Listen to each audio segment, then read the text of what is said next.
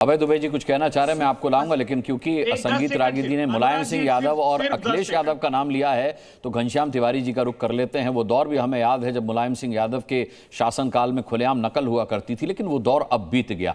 लेकिन क्या इसको हम आइडियोलॉजी मान सकते हैं घनश्याम तिवारी जी? क्योंकि वो एक दौर था जो बीत गया, जिसे गलत माना गया, जिस पर कार्रवाई हुई।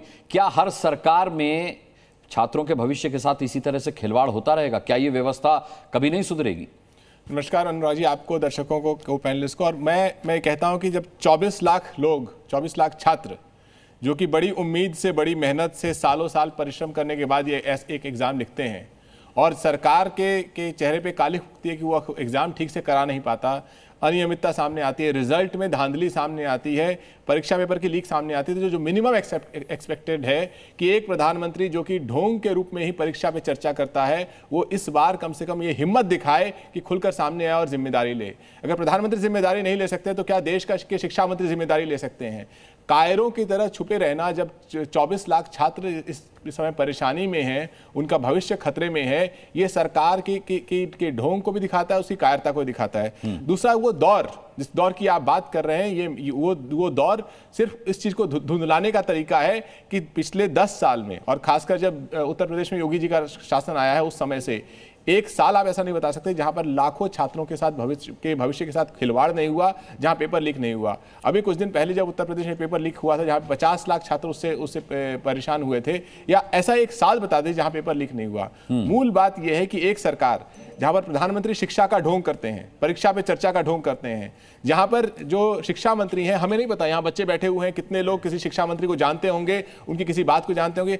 जितने कपड़े प्रधानमंत्री जी एक दिन में बदलते हैं, उससे ज्यादा इस देश में शिक्षा मंत्री बदले गए हैं।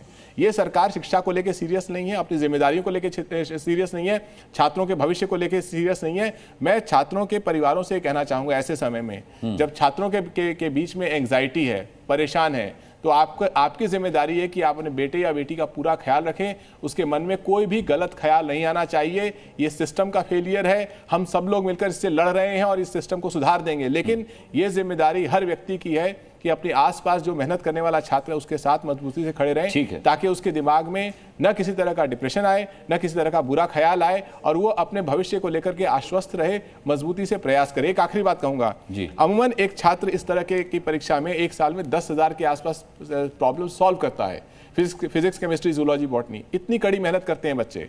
ऐसे समय में जब आप इस तरह का रिजल्ट निकालते हैं कि 67 बच्चे टॉपर हो गए 720, जो कि असंभव है, या आप इस तरह का रिजल्ट निकालते हैं कि हजारों बच्चे 700 से ऊपर, जो कि असंभव है, तो वो हर उस छात्र का मनोबल तोड़ता है जिसको लगता है कि वो अगर मेहनत करे और अच्छे अंक लाए, 600 से ऊपर अंक लाए, 550 से ऊपर अंक लाए, तो उसका सिलेक्शन हो सकता है। जब आप इस तरह का काम करते हैं तो आप उन छात्रों को जो साधारण परिवार से आते हैं, उनके माँ बाप पेट काट करके उनकी कोचिंग के लिए, उनकी तैयारी के लिए प्रयास करते हैं, उन छात्रों को एक अंधकार में धकेलने का कोशिश करते हैं। सबका आत्मबल टूटता है और सरकार को जिम्मेदार रुख दिखाना चाहिए। ठीक है संगीत रागी जी, मैं कुछ बच्चों का बयान भी सुनवाऊंगा, उनके सवाल भी सुनवाऊंगा, लेकिन उससे पहले बहुत अच्छी बात घनश्याम तिवारी जी ने कही है। मैं आप ही के पास आ रहा हूं। घनश्याम तिवारी जी ने बड़ी अच्छी बात कही है कि प्रधानमंत्री नरेंद्र मोदी परीक्षा पर चर्चा करते हैं और उनके शासन में परीक्षा में धांधली। देखिए, ये भाषा का प्रयोग मुझे लगता है कि ये ठीक नहीं होगा। ये अनुचित बात है कि प्रधानमंत्री जी ढोंग करते हैं। आज तक कोई भी प्रधानमंत्री बच्चों के साथ परीक्षा से पहले कभी कोई चर्चा नहीं करता था, और जब वो चर्चा करते हैं तो वाकई बच्चों के मनोबल को बढ़ाने के लिए ही चर्चा करते हैं। पहले कोई प्रधानमंत्री या शिक्षा मंत्री परीक्षा पर चर्चा क्यों नहीं करता था? इसलिए उन पर शक करना और उनको इस बात को कहना कि वो ढोंग करते हैं, मुझे लगता है ये प्रधानमंत्री के साथ अन्याय होगा। ये गलत भाषा का प्रयोग है, और कम से कम हम मनोबल पर प्रधानमंत्री बढ़ाते हैं। संगीत रागी, मनोबल तो बढ़ा हुआ है छात्राओं का। दूसरी बात, दोबारा परीक्षा भी देंगे और न्याय की मांग कर रहे हैं। इससे ज्यादा मनोबल आप क्या चाहते हैं किसी का? दूसरी बात, सवाल तो एनटीए पर है, सवाल उस बॉडी पर है जो परीक्षाएं आयोजित करती है, उस पर किसी की लगाम नहीं है। मैं उससे बिल्कुल सहमत हूं। सवाल एनटीए पर है। शिक्षा मंत्री के सामने यदि आती ये बातें कि घपला हुआ है, पेपर लीक हुआ है, तो शिक्षा मंत्री जरूर ये कहते और उसके बारे में वो कार्रवाई करते। अभी तक ऐसा नहीं आया है कि इसमें घपला हुआ है परीक्षा के अंतर्गत। शक की सुई जरूर है, और मुझे लगता है कि एनटीए को इसका स्पष्टीकरण बिल्कुल देना चाहिए। ऐसा क्यों होता है कि झज्जर के एक जगह से 6 टॉपर निकल जाते हैं? ऐसा क्यों होता है कि 67 लोग जो है वो परीक्षा में टॉपर निकल जाते हैं, पूरी की पूरी अंक वो प्राप्त करते हैं? कॉम्पिटिटिव एग्जाम में ऐसा कोई नहीं है। यूपीएससी जब एग्जाम लेती है तो इस प्रकार का नहीं होता है, दिल्ली यूनिवर्सिटी में भी होता है, इस प्रकार की चीजें नहीं होती है। कैट का एग्जाम होता है, नहीं होता है।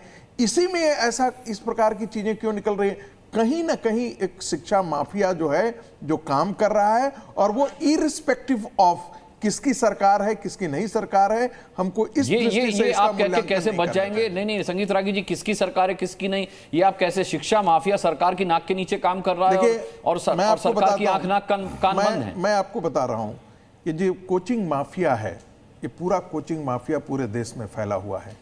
ये कोचिंग माफिया आज नहीं, कांग्रेस के जमाने में भी पता लगता था कि पेपर यहां से वहां हुआ, कोटा के अंदर इसीलिए तो जनता ने नरेंद्र मोदी की सरकार चुनी ना। इसीलिए कांग्रेस के समय ऐसा होता था, सपा के समय इसीलिए परीक्षा में धांधली पर जो कठिन से कठिन दंड देने की प्रावधान को लेकर संसद ने एक कानून पास किया है, और उसमें बहुत आज तक किसी भी सरकार ने इस प्रकार का कठोरतम दंड देने का प्रावधान जो है पेपर लीक के मामले में, परीक्षा की गड़बड़ियों को लाकर के आज तक किसी सरकार ने नहीं किया है। ये नरेंद्र मोदी की सरकार ने किया है। और मुलायम सिंह की सरकार को हम याद दिला देना चाहते हैं कि मुलायम सिंह की सरकार तो बनी ही इसी ग्राउंड पर थी, क्योंकि वो चाहते थे कि परीक्षा में धांधली हो। राजनाथ जी जब शिक्षा मंत्री थे तो उन्होंने इतना दुष्टा कर दिया था कि उत्तर प्रदेश में लोग फेल करते थे, परीक्षा में चोरी नहीं कर पाते थे। उसका लाभ, राजनीतिक लाभ उठाया मुलायम सिंह की पार्टी ने, और उसका प्रयोग करके युवाओं को भड़का करके। मैं अभय जी का एक कमेंट ले लूं, फिर मैं बच्चों को शामिल करता हूं इस डिबेट में। अभय जी। अनुराग जी, एक सवाल, संवेदनशील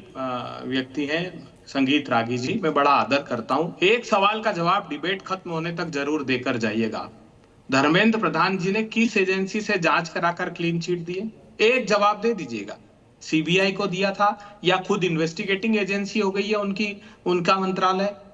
ऐसे कैसे क्लीन चिट दे देंगे बगैर जांच कराए? आप कैसे कह देंगे धांधली नहीं हुई? अभी गुजरात चयन बोर्ड के अध्यक्ष ने इस्तीफा दिया है, प्रधानमंत्री जी का खासो खास था वो। जब सड़कों पर लोग आते हैं तब आप इस्तीफा दिला देते और बाद में सारे में क्लीन चिट दिए। पटवारी भर्ती परीक्षा में क्लीन चिट दी है, व्यापम में इनके सारे निकटस्थ लोगों को क्लीन चिट दी गई है, हरियाणा में सारी क्लीन चिट दी है, उत्तर प्रदेश में, मतलब अपराधी कोई नहीं निकलता है संस्था में, सरकार में रहने वाला।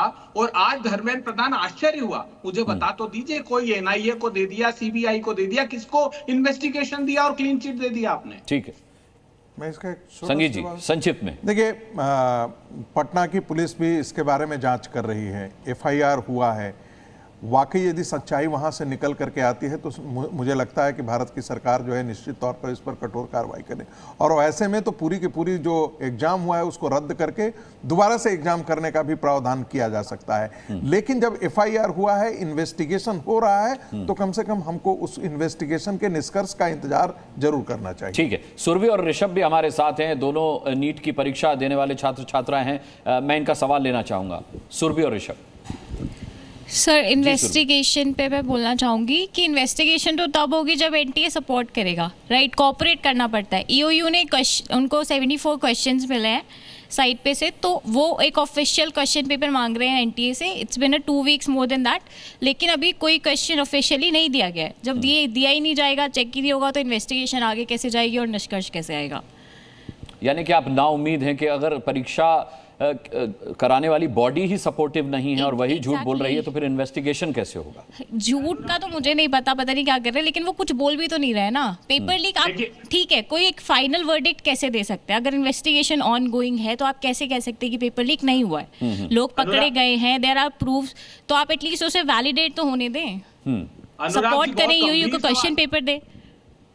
ये बिटिया ने बहुत गंभीर सवाल खड़ा किया। उसने क्या कहा है, गंभीरता से पूरा देश सुने कि जो पेपर लीक हुआ, जो लोगों के देश के सामने आया, बहुत समय से अगर आप पॉलिटिकल डिबेट करना चाहते हैं तो चाहिए कि वो पेपर डिस्क्लोज करे उनका, ताकि दूध का दूध, पानी का पानी हो जाए। किसी जांच एजेंसी की आवश्यकता नहीं। धर्मेंद्र प्रधान जी, इस बिटिया ने सारी पोल खोल दी आपकी, आप डिस्क्लोज कर दीजिए। चलिए, शिक्षाविदों से भी बात कर लेते हैं। अब शिक्षाविदों से भी बात कर लेते हैं। प्रोफेसर ए के मित्तल हैं, secretary all India IIT faculty forum के। मित्तल साहब, यहां इन्फ्लेशन की बात की गई, ये जो नंबर आए हैं पिछले साल तक 7,000 छात्रों के आते थे, आज 30,000 छात्रों के आए हैं। तो क्या मतलब सारे काबिल छात्र छात्राएं इसी बार नीट में बैठे थे? ये भी एक बहुत बड़ा सवाल खड़ा होता है। देखिए अनुराग जी, ये एक विषय ऐसा है जो पॉलिटिकल ना होना चाहिए ना पॉलिटिकल है। पॉलिटिकल इसलिए नहीं है कि सारे राज्यों में परीक्षाएं होती हैं, कहीं बीजेपी है, कहीं कांग्रेस है, कहीं टीएमसी है, कहीं डीएमके है, लॉ एंड ऑर्डर राज्य सरकारें देखती हैं, तो बीजेपी और सरकार और केंद्र सरकार सब मिलजुल के करती हैं जी। अब देखिए, सबसे बड़ा इशू आपके इसी स्टूडियो में 6 तारीख को आया था ग्रेस मार्क का, and grace mark is a joke, that was my first sentence. और मैं दाद दूंगा कि सरकार ने माना, तुरंत एक्शन लिया। लेकिन आज आपकी बात कहने से पहले लेट अस अज्यूम मैंने नीट की परीक्षा कैंसिल कर देता हूं। मैंने आज सरकार ने कहा और सरकार पर दबाव डाला, उन्होंने नीट की परीक्षा कैंसिल कर दी। Everybody is happy. Are you happy? No. फिर कल को ये पंगा होगा, कल दिक्कत होगी, आप दोबारा कराएंगे, तिबारा कराएंगे, चौथी बार कराएंगे। सॉल्यूशन क्या है? मैंने आईआईटीज के एग्जाम्स देखे हैं, मैं संबंधित रहा हूं, यूपीएससी के एग्जाम्स मैंने कंडक्ट कराए हैं, एक्सपर्ट्स इंटरव्यू लिए हैं। आईआईटी का इसी वीक रिजल्ट निकला, किसी ने एक उंगली नहीं उठाई। क्यों? उसका कारण ये है, आईआईटी के 2 एग्जाम होते हैं। मैंने सन 2012 में 1 साल पूरी लड़ाई लड़ी उस समय की सरकार से। उस समय की ये सारी सरकारें चाहती थी आईआईटी एग्जाम को अपने हाथ में लें, हमने बचाया।